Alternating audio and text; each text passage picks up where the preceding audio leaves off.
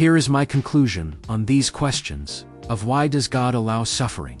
And how could a good God allow suffering? It's not a simple, single sentence, but a tapestry of interwoven truths that Christians hold in tension. The existence of suffering is not a sign that God is not good, nor that he is not powerful. Instead, it is understood through the lens of a three-part story: creation, fall, and redemption. 1. The why is rooted in the gift of freedom and a fallen world. Suffering was not part of God's original very good creation. It entered the world through humanity's choice to rebel the fall.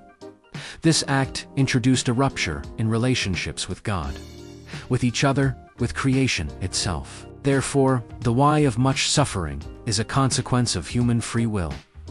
The ability to choose love and goodness necessarily allows for the possibility of choosing hate and evil. God allows this because overriding our freedom would negate the possibility of authentic love, a creation in groaning. The world itself is now subject to decay and futility, which accounts for natural evil, disease, disaster, and death. It is a world waiting for restoration, not the finished product. 2. The how could you is answered by a God who enters our suffering. This is the most unique and powerful part of the response. The question, how could a good God allow this, is met not with a philosophical argument, but with a person: Jesus Christ, the Incarnation. God did not remain distant. In Jesus, he took on human flesh and experienced the full weight of human suffering, hunger, grief, rejection, torture, and a humiliating death.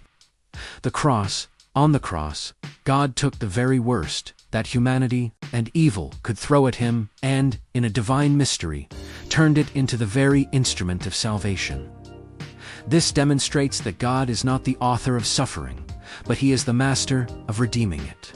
He can bring the greatest good from the greatest evil.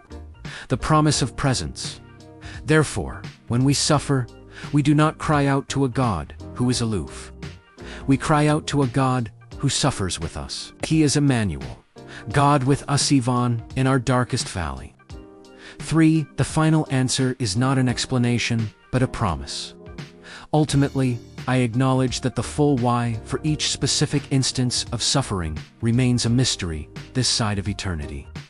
Our perspective is like looking at the back of a tapestry, a mess of threads. God alone sees the front, the finished masterpiece. The hope is not in receiving a full explanation now, but in the promise of a future where suffering is no more. The resurrection of Jesus is the guarantee and the first fruits of this coming reality.